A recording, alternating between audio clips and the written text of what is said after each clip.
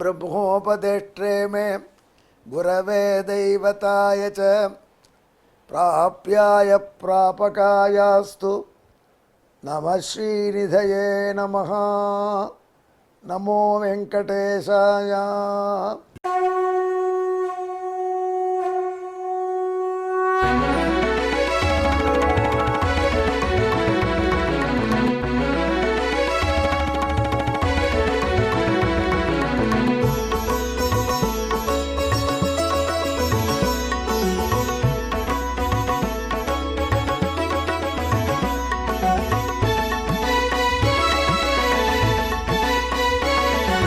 सहस्रनामं सहस्रनामं श्रीवेङ्कटेश सहस्रनामं सहस्रनामं सहस्रनामं श्रीवेङ्कटेश सहस्रनामम्।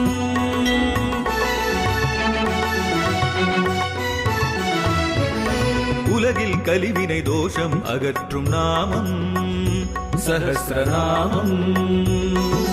உயர்வுகளை வாழ்வில் அளிக்கும் நாமம் சஹஸ்ரநாமம். திருமலையில் தினம் அர்ச்சனை நடைபெறும் நாமம் சஹஸ்ரநாமம். திருவேங்கடனின் தரிசனம் காட்டும் நாமம் சஹஸ்ரநாமம். சகஸ்ரநாமம் சகஸ்ரநாமம் श्रीवेङ्कटेश सहस्रनामं सहस्रनामं सहस्रनामं श्रीवेङ्कटेश सहस्रनामं। அன்பர்களே, இப்பொழுது திருவேங்கடமுடியானுடைய சகஸ்ரநாமத்தில் அவருக்கே உரிய சகஸ்ரநாமம் தினம் இந்த அர்ச்சனை அவனுக்கு நடக்கிறது. அதனால தான் அவ்வளோ வலிமையோடு அவன் திகழலாம், வரப்பிரசாதியாக, கண்கண்ட தெய்வமாக. அதிலே 96வது திருநாமத்தை இப்பொழுது நாம் பார்க்க போகிறோம்.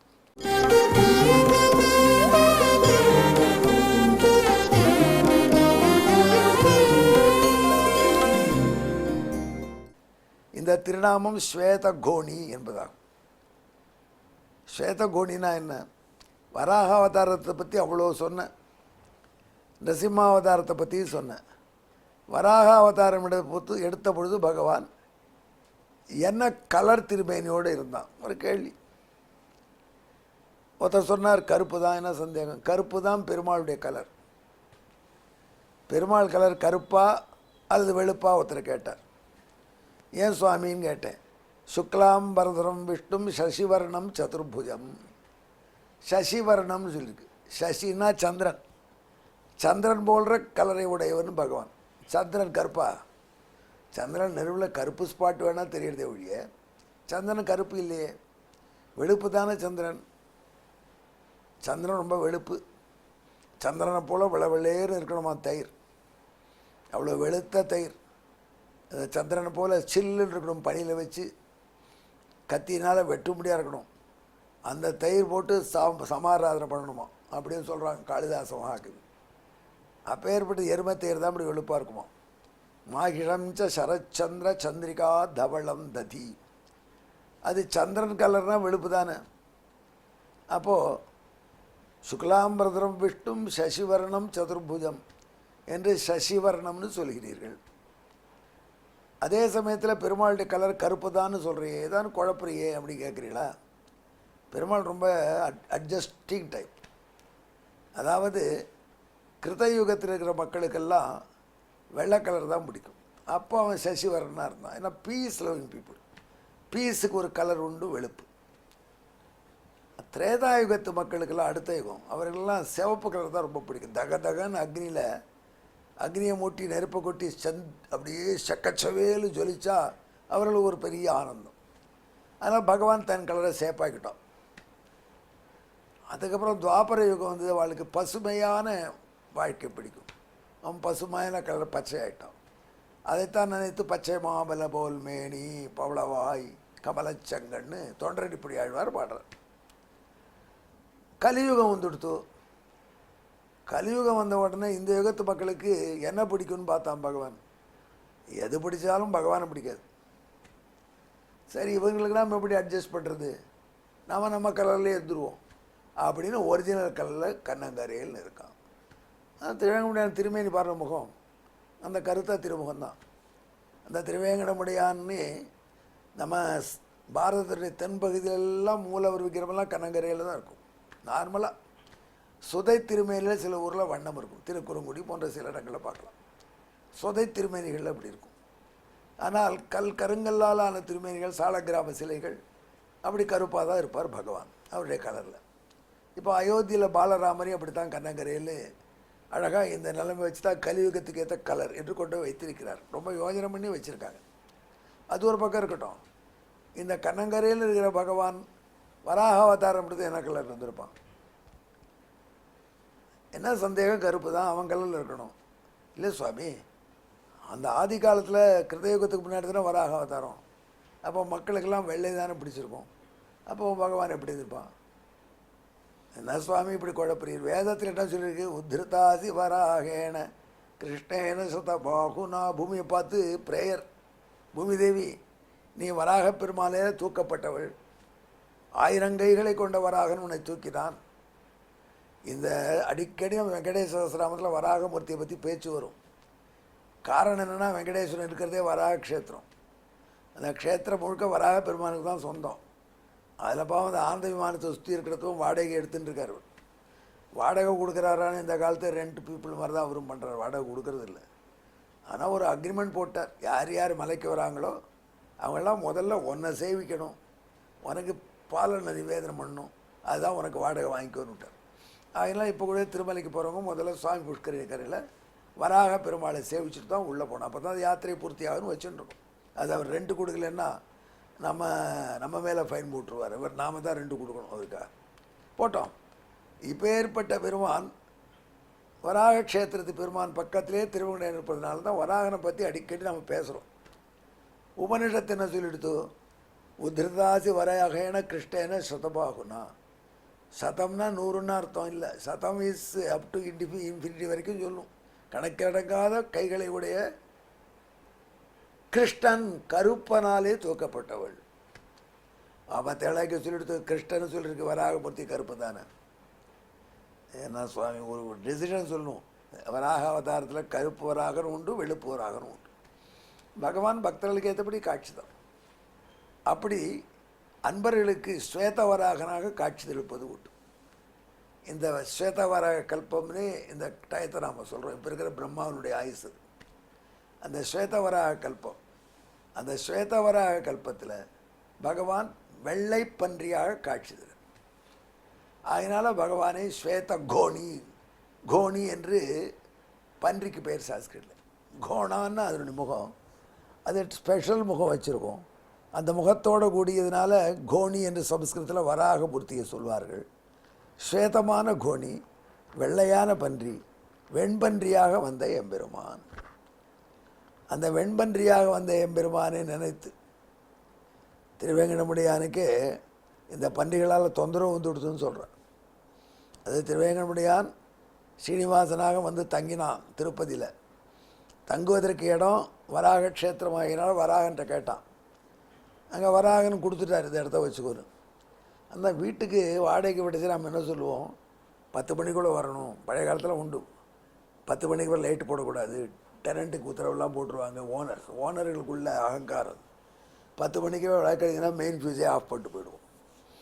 அந்த மாதிரி வராக பெருமாள் டயத்துக்கு வான்னு சொன்னால் வரல சீனிவாசன். இவர் தான் பத்மாவதியை தேவித்தேன்னு அலையிறாரு.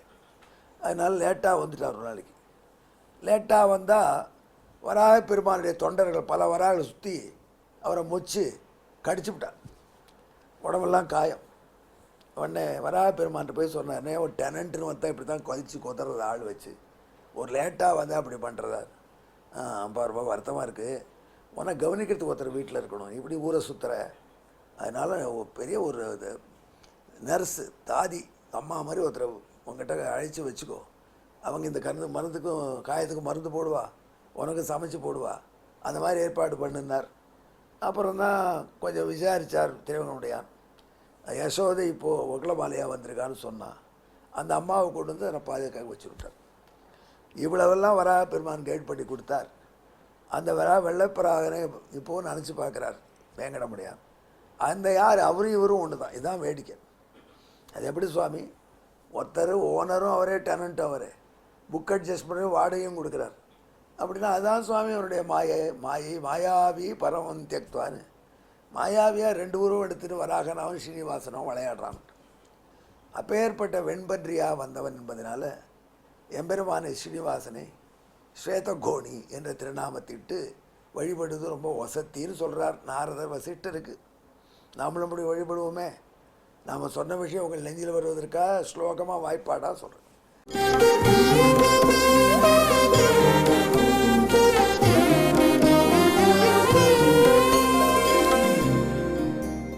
சிதகோடி வபு ஸ்ரீமான் வெங்கடேஷோ பவத்யதः ஸ்வேதகோணி ததோ நாம்னா வெங்கடேஷோ விபாதினः. அப்படியே வெள்ளைப்பன்றியாக அன்று வந்த அந்த எம்பெருமானை இன்று திருவேங்கடமுடியானாக காட்சி தரக்கூடிய அந்த எம்பெருமானை மனதிலே நினைத்து வாழ்ந்தோமானால் நமக்கு இந்த நிலவுலகிலே எந்த துன்பமும் வராது. ஏன்னா பூமி பிராட்டியாருக்கு ரொம்ப உகந்த பெருமான் வராகன். அதை நினைத்திலே வைத்து அகழ்வாரை தாங்கு நிலம் போல, தன்னை வெற்றவனை கூட தாங்குகிற நிலம் போல, அவனை கிட்ட அபச்சாரப்படுற நம்ம கூட அவன் தாங்கி காப்பாற்றுவான். அப்படி அவனை காப்பாற்றும்படி செய்யக்கூடிய பூமியின் கணவன் வராகன். அதை ஸ்வேதவராகனாக திருவேங்கடமுடியானை தியானம் பண்ணி இந்த மந்திரத்தை ஜெபியுங்கள். ஜெபித்தீர்கள் என்றால் உங்களுக்கு வாழ்க்கையில் இந்த எந்த விதமான உபத்திரவமும் இருக்காது. திருவேங்கடமுடியானுக்கே உபத்திரவம் நீங்குவதற்கு வழி சொல்லி கொடுத்து வகுளமாலை என்கிற செவிலித்தாயை கொண்டு வந்து வைத்தவன் வராக பெருமான். அவனோட அட்வைஸை தான் கொண்டு வந்து வச்சிட்டார். அந்த வகுளமாலை தான் அப்போவே சொன்னேன், முன்பிருளை யசோதையாக இருந்தாப்பான்னு. யசோதைக்கு ஒரு குறையான். கோவிந்தான்னா என்ன, உனக்கு வெண்ணெய் கேட்ட பொழுது வெண்ணெய் கொடுத்தேன், தயிர் கேட்ட பொழுது தயிர் கொடுத்தேன், பால் கேட்ட பொழுது பால் கொடுத்தேன், உன்னை கோகுலத்தில் அப்படி நல்லா வளர்த்தேன். அந்த வளர்ந்த உடனே 7 வயசாக எடுத்து அப்படின்னு அக்ரூர் வந்து மதுரைக்கு அழிச்சு போயிட்டான். அப்புறம் மதுரைக்கு போய்ட்டு நம்மளை மறந்துட்டேன். அதுக்கப்புறம் கல்யாணம் ஆச்சு. அது ஏகப்பட்ட கல்யாணம், ருக்மிணி கல்யாணம், ஜாம்பவதி கல்யாணம், சத்யபாமா கல்யாணம். ஒரு கல்யாணத்துக்கும் பத்திரிகை போடல இருக்குது. அதுவும் வேண்டாம். ஏதாவது ஒரு கல்யாணம் எங்கள் வளர்த்த தாயின்னு சொல்லி முன்னாடி நிறுத்தி வச்சு நான் பார்த்து வச்ச பொண்ணை கல்யாணம் பண்ணேன்னு இருந்தால் பெருமையாக இருக்கும். அது கூட எனக்கு இல்லையேட்டான். அம்மா இது ரொம்ப கஷ்டமான விஷயம், பிள்ளையெல்லாம் வளர்க்கலாம், எந்த பிள்ளைக்கும் அம்மா நான் பார்த்த பொண்ணை கல்யாணம் பண்ணிக்கணும்னு கண்டிஷன் போட்டால் ரொம்ப கஷ்டமா, நான் கலியுகத்தில் கண்கண்ட தெய்வம் சொல்கிறேன் கேளு, கலியுகத்தில் நடக்காது. அப்போ நீயே இப்படி சொன்னால் எங்கதி என்ன அப்படின்னா பிராட்டி யசோதா பிராட்டி உடனே பகவான் சொன்னான், நான் நீ தான் வகுளமாலையாக வந்துடும், நீ ஏற்பாடு பண்ணி வச்ச கல்யாணத்தில் நான் கல்யாணம் பண்ணிக்கிறேன்னு சொன்னான். அதுக்காக வகுளமாலை ஏற்பாடு பண்ணி வச்ச கல்யாணம் தான் பத்மாவதி கல்யாணத்தை பற்றி திருநாமங்களில் அப்பப்போ வழக்கும். அப்பேற்பட்ட வெண்பன்றியின் உதவியினால் தாயையும் பெற்றான் வெங்கடேஸ்வரன். தாயார பூமியும் நம்மளை தாங்கக்கூடிய நிலத்திலே உள்ள செழிப்பையும் நாம் பெற முடியும். எங்கே என்னுடன் கலந்து சொல்லுங்கள். ஸ்வேதகோணினே நமஹா. நன்றி, வணக்கம். நமோ வெங்கடேசாயா.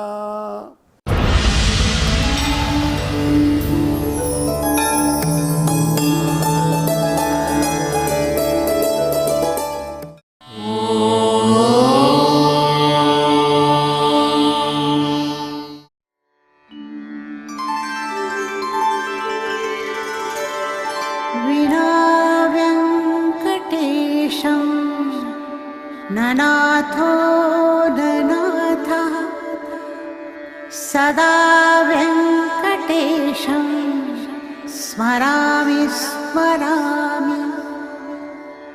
हरे वेङ्कटेश प्रसीद प्रसीद.